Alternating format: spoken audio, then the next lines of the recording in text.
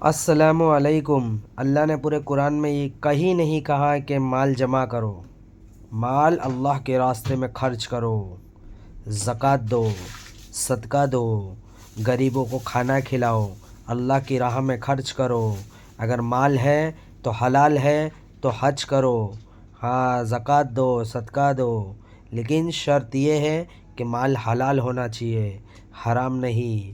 کسی کا ہڑپ والا پیسہ نہ ہونا چاہیے، خود کی حلال کمائی ہونا چاہیے۔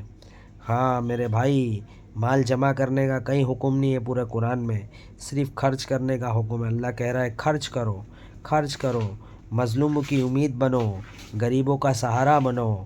ہاں جس کے پاس مال ہے وہ حلال طریقے سے کمائے اور جو ہے خرچ کرو، اللہ کے راستے میں خرچ کرو۔ مال ہے تو حج کرو اور جو ہے غریبوں کی مدد کرو، بھوکوں کو کھانا کھلاؤ۔ ہاں اسی میں بھلائی ہے، اور اللہ کے راستے میں نکلو، اور اللہ کے راستے میں نکلو اور اللہ کے حکم پر چلو، اور جو میرے آقا مدنی جناب محمد مصطفیٰ صلی اللہ علیہ وسلم نے ارشاد فرمایا اس پر عمل کرو، کیونکہ وقت قیامت بہت قریب ہے۔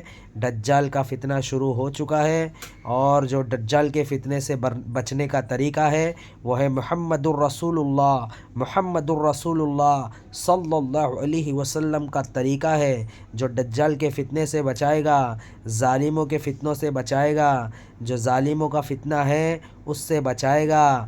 الحمدللہ جنت میں لے جائے گا، میرے نبی کا طریقہ جنت میں لے جائے گا، اللہ کا حکم میرے نبی کا طریقہ جنت میں لے جائے گا، ورنہ ہلاک اور برباد ہو جاؤ گے۔ ابو لہب تو بہت پیسے والا تھا، اس کی بیوی بھی بہت پیسے والی تھی، دونوں بھی مال جمع کر کر کے رکھتے تھے۔ پھر تبت یدا اتری، پھر اس میں کہا گیا کہ نہ ابو لہب کا مال اس کے کام آیا نہ اس کی کمائی، دونوں میاں بیوی جنت میں نہیں جائیں گے، جہنم میں رہیں گے، جہنم میں رہیں گے، جہنم میں رہیں گے، کیونکہ میرے نبی کو بہت ستایا۔ مال بہت تھا ان لوگوں کے پاس لیکن کنجوس تھے، مال جمع کر کر کے رکھتے تھے، اس لیے نہ ان کا مال کام آیا نہ ان کی کمائی کام آئی، وہ ہلاک اور برباد ہو گئے اور جہنمی ہو گئے۔ السلام علیکم۔